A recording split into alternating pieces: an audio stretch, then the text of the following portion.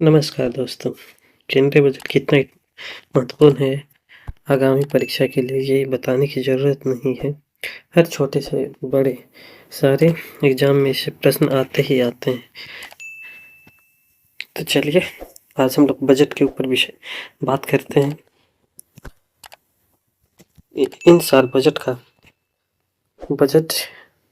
1 फरवरी को लागू किया गया था और बजट पेश निर्मला सीतारमण के द्वारा किया गया था और ये इतिहास बना चुकी है क्योंकि इन्होंने लगातार 9 बार भारत में बजट पेश किया गया। और जैसे देखा जाए बजट में आर्थिक विकास और युवा सशक्तिकरण और बुनियादी ढांचों को विशेष रूप से ध्यान दिया गया है। यह एक बजट का महत्वपूर्ण समावेशी कदम है। और आगे देखते हैं हम लोग बजट का थीम क्या है दोस्तों। बजट का थीम है युवा शक्ति को मजबूत बनाना, युवा शक्ति संचालित विकास, आर्थिक विकास, मानव पूंजी, सबका साथ सबका विकास, ये इसका प्रमुख थीम है। एक शब्दों में बोला जाए तो युवा शक्ति संचालित विकास यही है मेन थीम। अगर क्वेश्चन पूछेगा कि बजट 2026-27 का थीम क्या है तो क्या इसका आंसर होगा युवा शक्ति संचालित विकास। ठीक है, और कुछ आंकड़े देख लेते हैं। मुख्य आंकड़े हैं 12.2, राजकोषीय घाटा को 4.3 किया गया है और जो ऋण को कम करने का लक्ष्य दिया गया है।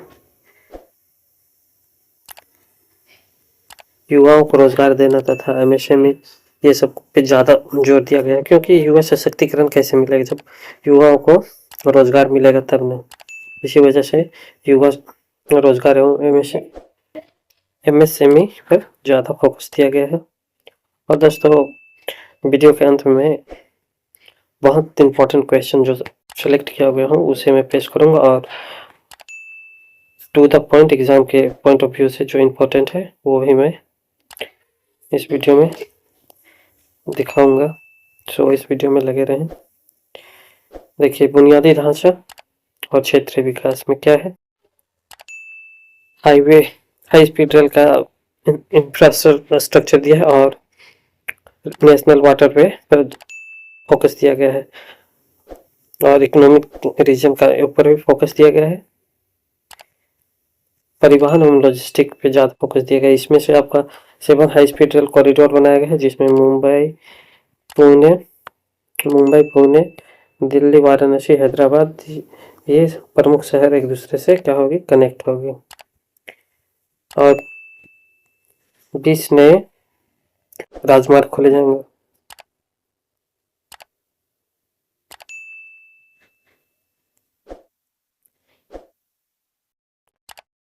आर्थिक क्षेत्र CER Tier 1-2 शहरों के लिए 5,000 करोड़ प्रति हर साल मतलब 5 साल में दिया जाएगा ताकि वो अपने शहर का विकास कर सके। कर और वित्तीय सुधार SST जो जैसे टैक्स होता है, ये ट्रेडिंग संबंधित टैक्स आता है फ्यूचर, उसमें 5% पहले 0.5 था उसको कम करके 0.02 कर दिया गया है और ऑप्शन पर 0.05 था को कम करके 0.1 से लेके 0.125 कर दिया गया है। जितना हो सके टैक्स में कमी करेगा, जैसे विदेशी यात्रा पैकेज देगा शिक्षा और चिकित्सा के लिए, ये सब में 5% था उसको घटाकर टैक्स कितना ये थी कर दिया कर 2% कर दिया है। ये मतलब बाजार को कंट्रोल करने के लिए किया गया है और नागरिकों को लेन देन में आसानी हो इस वजह से किया गया है। तकनीकी और उद्योग संबंधी जैसे सेमीकंडक्टर मिशन लागू किया गया है, ये मतलब बिजनेस को ग्रोथ करने के लिए किया है। और इस योजना में समथिंग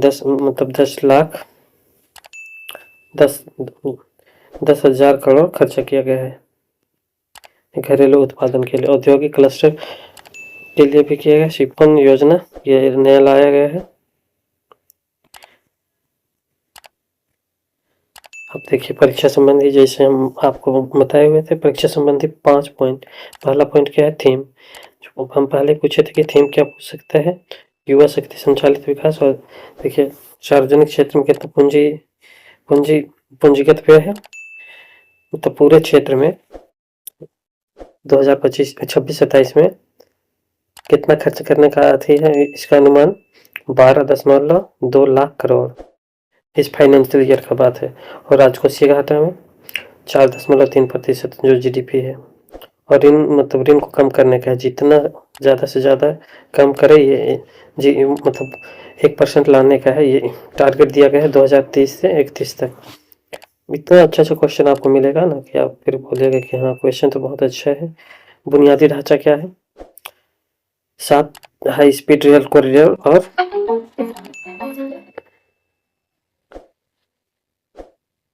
20 नए जलमार्ग। कर सुधार, एसएसटी बनाना, टीसीएस को मतलब जो टैक्स है उसको घटाना, और शिक्षा और चिकित्सा और यात्रा में सुविधा देना।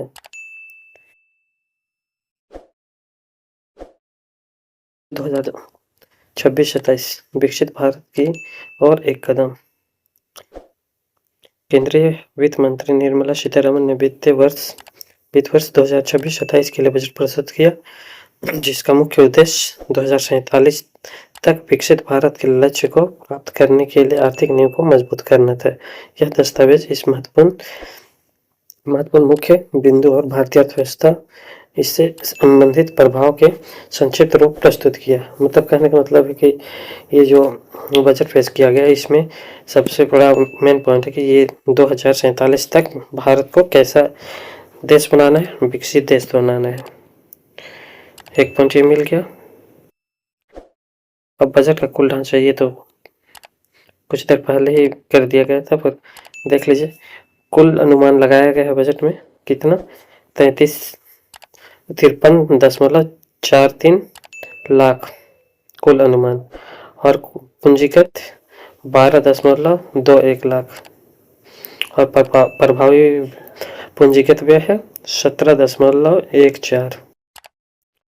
सरकार का कुल अनुमानित खर्च, जिसमें राजस्व और पूंजीगत व्यय दोनों शामिल है, ये कुल व्यय है उसमें।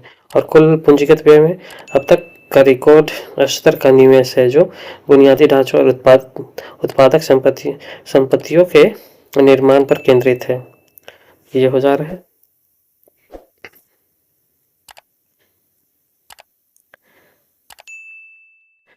देखिए राजकोषीय घाटा वित्त वर्ष 2026-27 के लिए राजकोषीय घाटा सकल घरेलू मतलब जीडीपी 4 दशमलव कितना है 3, 1 पॉइंट हो गया। पिछले साल कितना था? 4.4 था, जो थोड़ा सा कम हुआ। ये हमारे लिए सकारात्मक दिशा की ओर आगे ले जा रहा है।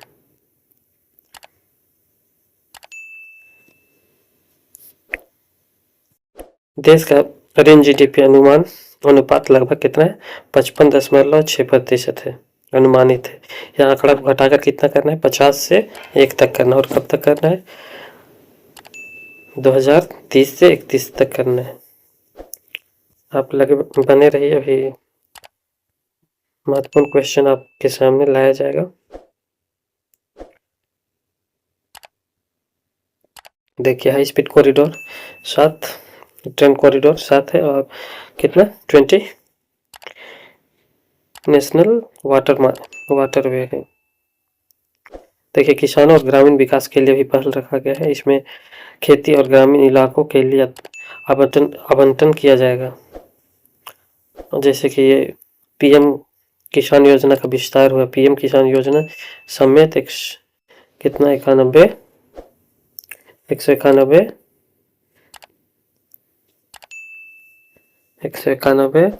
प्रमुख योजना जारी किया।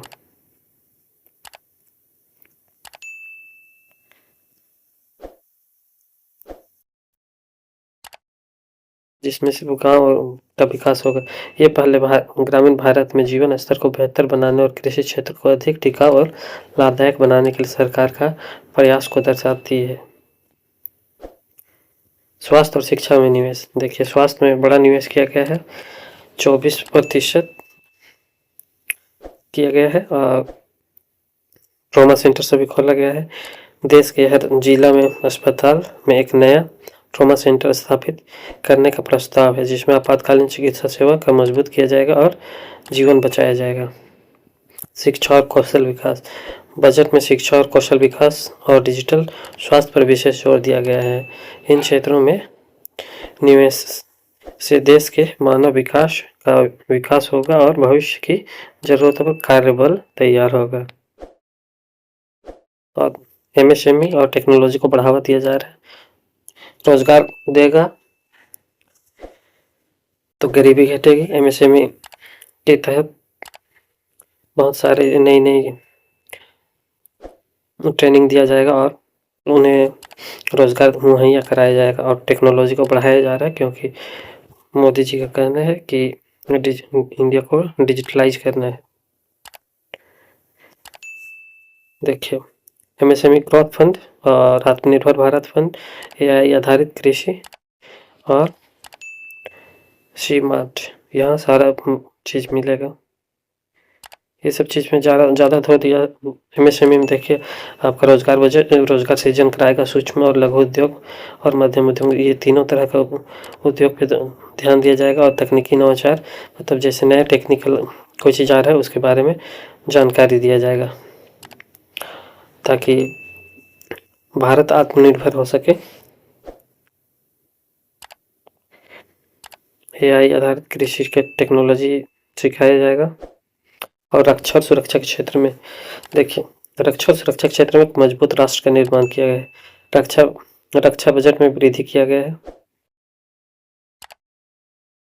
इसमें वैसे कुछ नहीं है। और जीडीपी तो घट के कितना कर दिया हो गया है, 4 कर दिया गया है। पहले 4.7 था, जो अभी 4.5 हो गया है।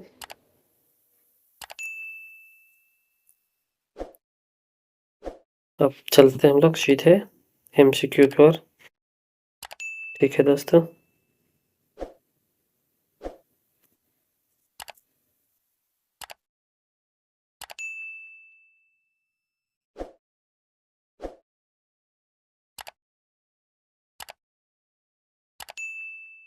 चलिए अब टॉप क्वेश्चन।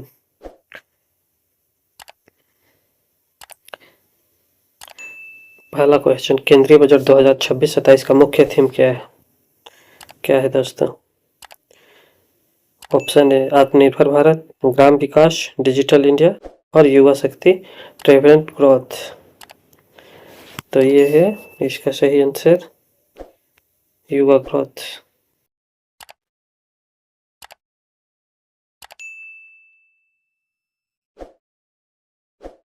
अब क्वेश्चन नंबर 2, वित्त वर्ष 2026-27 के लिए अनुमानित सार्वजनिक पूंजीगत व्यय कितना रखा गया है? अगर आप लोग ध्यान से अगर सुने होंगे तो आपको याद हो जाना चाहिए। ऑप्शन नंबर 1 में है 10 lakh, 11 lakh, option number B में, और ऑप्शन नंबर सी में 12.2 लाख करोड़, और ऑप्शन नंबर डी में 13 लाख करोड़।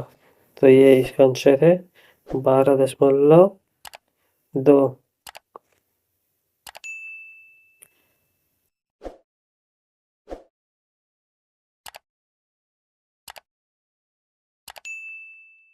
बजट 2026-27 में राजकोषीय घाटे का लक्ष्य लगभग कितना प्रतिशत रखा गया है?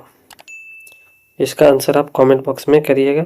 ठीक है दोस्तों, आज सरकार की वित्त वर्ष तक ऋण टू जीडीपी अनुमान को 50 ±1% तक लाने का लक्ष्य रखा है। इसका भी आंसर क्या है? 2030-31। बजट 2026-27 में कितने नए हाई स्पीड रेल कॉरिडोर की घोषणा की गई? इसका आंसर आप कमेंट बॉक्स में हमें कमेंट में देंगे। बजट 2026-27 में कितने नए राजमार्ग, राष्ट्रीय जलमार्ग की घोषणा की गई है? इसका भी आंसर कमेंट बॉक्स में जरूर लिखें। सिटी इकोनॉमिक रीजन योजना के तहत प्रति क्षेत्र कुल कितनी राशि आवंटित किया गया है? इसका आंसर 5 करोड़ है दोस्तों। बजट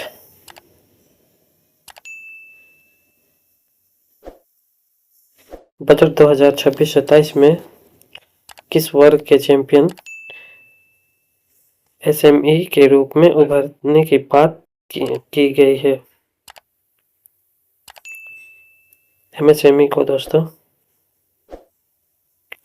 ठीक है दोस्तों, अगर वीडियो आपके लिए यूजफुल रहा तब चैनल को सब्सक्राइब करें और अपने दोस्तों तक शेयर करें। धन्यवाद।